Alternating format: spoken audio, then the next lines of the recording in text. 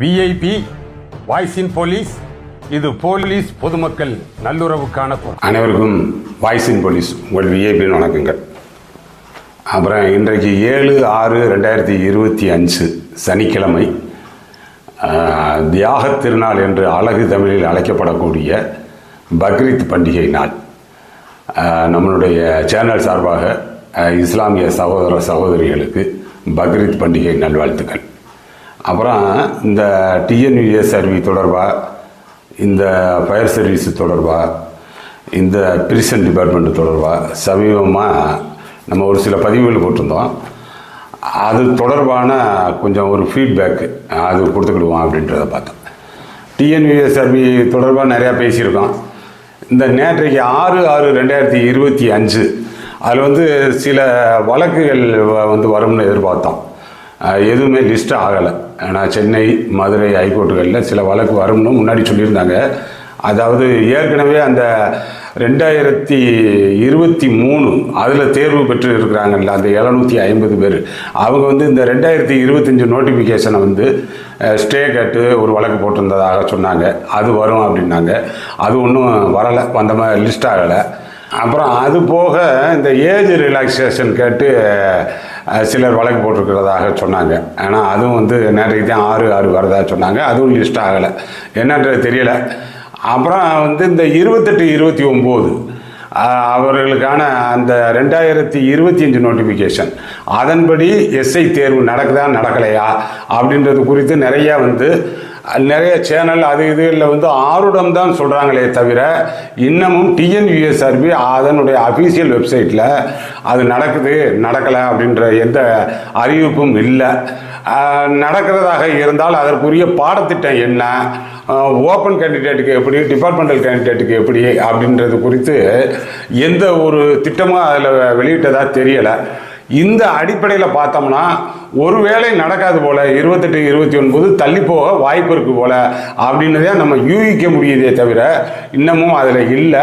நாம் டிஎன்யூஎஸ்ஆர்பியை வேண்டி விரும்பி கேட்டுக்கிறது என்னென்னா, இந்த தேர்வுக்காக காத்துக்கிட்டு இருக்கக்கூடிய இந்த ஆஸ்பிரண்ட்ஸ் மத்தியில் ஒரு பெரிய மர்மம் முடிச்சு நீடிக்காமல் டிஎன்யூஎஸ்ஆர்பி அதை கொஞ்சம் வெளிப்படுத்திடுங்க. நீங்கள் தேர்வு நடத்தலாம், நடத்தாமல் இருக்கலாம், அது உங்களது டிஸ்கிரிப்ஷன்.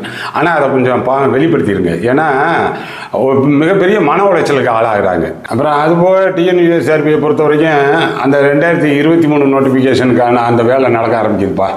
அவர் ரிட்டையர்டு ஹைகோர்ட் ஜட்ஜு திரு பால் வசந்தகுமார், அவருடைய வேலையை கமெண்ட்ஸ் பண்ணி ஓடிக்கிட்டு இருக்கு. நம்ம ஏற்கனவே சொல்லிட்டோம், இப்போ நெருக்கி அவர் சார்ஜ் எடுத்து 2 மாதம் ஆச்சுன்னு நினைக்கிறேன். இன்னும் 1 மாதத்துக்குள்ளே கொடுத்துருவாங்க.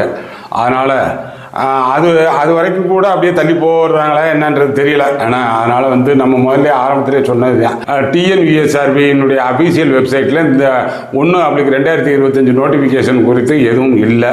இதுதான் உங்களுக்கு சொல்ல வேண்டியது. அதை தொடர்ந்து வலியுறுத்துவோம். அப்புறம் அதுபோக இந்த ஃபயர் சர்வீஸுக்கு ஒன்று போட்டிருந்தோம்ப்பா.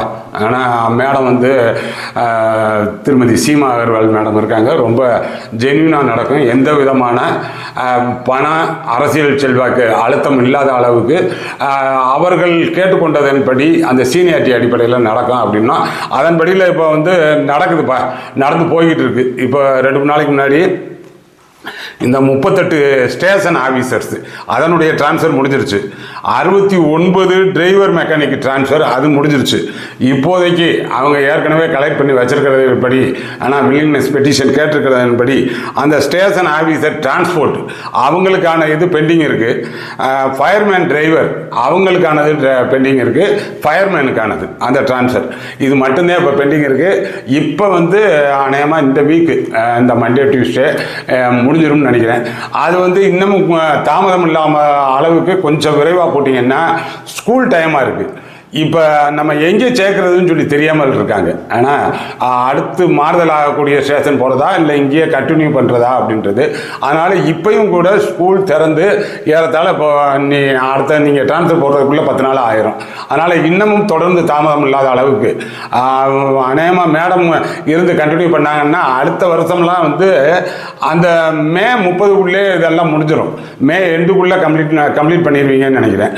அதனால் அந்த வகையில் இப்போ வரைக்கும் இந்த ட்ரான்ஸ்ஃபர் தீயணைப்பு துறையில் நடந்த இதுவரைக்கும் நடந்த அந்த ஸ்டேஷன் ஆஃபீஸர் 38 பேர், 69 பேர் அந்த டிரைவர் மெக்கானிக் ட்ரான்ஸ்ஃபர், ₹1 கூட பணப்புழக்கம் இல்லாமல் நடந்தது குறித்து மேடத்துக்கு நம்மளுடைய சேனல் சார்பான வாழ்த்துக்கள். தொடர்ந்து அதே முறையில் தான் அடுத்த ட்ரான்ஸ்ஃபரும் வரும், அதனால் நல்ல நம்பிக்கையோடு காத்திருங்கள் அப்படின்னு சொல்லி அந்த ஃபயர் சர்வீஸ் அந்த பர்சனலுக்கு சொல்லிக்கிறேன். அப்புறம் அதனைத் தொடர்ந்து இந்த பிரிசன் டிபார்ட்மெண்ட்டு அது வந்து நம்ம 2-3 பதிவு போட்டிருந்தோம். இதற்கு முந்தைய பதிவு கூட அவர் ஹானரபிள் டிஜிபி திரு மகேஸ்வர் தயாள் அவங்கள வந்து ரொம்பவே ரெக்வஸ்ட் பண்ணி கேட்டிருந்தான். அது தொடர்பாக பல்வேறு ஊடகங்கள், பல்வேறு செய்தித்தாள்கள் இதில் வந்தது எல்லாத்தையும் கூட வந்து நம்ம குறிப்பிட்டிருந்தோம். அதுபோக நேற்றைக்கு பதிவுக்கு பிறகு என்னமோ வந்து அந்த குமுதம் ரிப்போர்ட்டர் அதுலேயும் வந்து வந்துருந்துச்சுப்பா. ஒரே நாளில் 500 ட்ரான்ஸ்ஃபர், திக்கு தெரியாத காற்றில் சிறை ஊழியர்கள் அப்படின்னு சொல்லி போட்டிருந்தாங்க. அப்புறம் மகேஸ்வர் தயாளிடம் ஃபோனை கொடுக்க சொல்லி நாங்கள் அரசாங்கம் நடத்துகிறோமா நீங்கள் நடத்துகிறீங்களா என்று கேட்டதாகவும் பதில் எதுவும் சொல்லாமல் இணைப்பை துண்டித்ததாகவும் ஒரு தகவல் இருக்கிறது அப்படின்னு சொல்லி அந்த அட்டைப்பட செய்தியில் இருந்துச்சு. அப்புறம் உள்ளுக்குள்ளேயும் அந்த செய்தி இருந்துச்சு, அது போட்டு விட்டுருக்கேன் பார்த்துக்குங்க. அதாவது அது என்னென்னா மினிஸ்டரே நேரடியாக பேசுனது மாதிரியான மீனிங் எடுத்துக்கொள்ளப்படுறாப்புல இருக்குது. அதனால் வந்து இப்போ இது தொடர்பாக இப்போ 9ஆம் தேதி இருந்தது பாருங்கள் அந்த அவருடைய கிரீவன்ஸ் டேட்டு, அது வந்து 11ஆம் தேதி தள்ளி வச்சுருக்காங்க. ஆனால் அது இன்னமும் கூடுதலாக கொஞ்சம் அதில் கூடுதல் கவனத்தோடு அந்த இதை போட்டிருக்கேன் பாருங்கள். அந்த பொது கோரிக்கை தொடர்பாக 9/6/2025 மற்றும் 10/6/2025 ஆகிய தேதிகளில் நடக்கவிருந்த குறைதீர்க்கும் கூட்டம் தள்ளி வைத்து 11/6/2025 அன்று தலைமை அலுவலகத்தில் நடைபெறும் என தெரிவிக்கப்பட்டுள்ளது. ஏன்னா இந்த இது போட்டிருக்காங்க சிறைத்துறையை பொறுத்த வரைக்கும். அதுவுமே நல்ல ஒரு முன்னெடுப்பு. கட்டாயம் வந்து ஒரு மனிதாயமான அடிப்படையில் அந்த அவர்களது குழந்தை மற்றும் அவர்களது குடும்ப நலன் பாதிக்காத அளவுக்கு நல்ல டிரான்ஸ்ஃபர் வரும்னு எதிர்பார்க்குறேன். பாருங்க, இந்த கவுன்சிலிங் மாதிரி தான் இப்போ போட்டிருக்காங்க. முதல்ல நேரடியாக தலைமை அலுவலகத்திலிருந்து டிஜிபி திரு மகேஸ்வர் தயாள் அவர்களே போட்ட டிரான்ஸ்ஃபர் போக இப்போ அவர்களை கூப்பிட்டு கவுன்சிலிங் அடிப்படையில் வருது. அதுவும் நல்ல ஒரு முன்னெடுப்பாக பார்ப்போம். இந்த ஃபீட்பேக் நம்ம சேனல் பதிவினை தொடர்ந்து நடக்கக்கூடிய இந்த ஃபீட்பேக்கை உங்கள்கிட்ட பகிர்ந்துக்கணும் போல இருந்துச்சு. பார்ப்போம். இதனை தொடர்ந்து அடுத்தடுத்து வந்து நல்ல பதிவுகளில் உங்களை சந்திப்போம். நம்ம சேனல் இன்னும் சப்ஸ்கிரைப் பண்ணலைன்னா சப்ஸ்கிரைப் பண்ணிக்கிங்க. அடுத்தடுத்த நல்ல பதிவுகள் பார்ப்போம். வணக்கம்.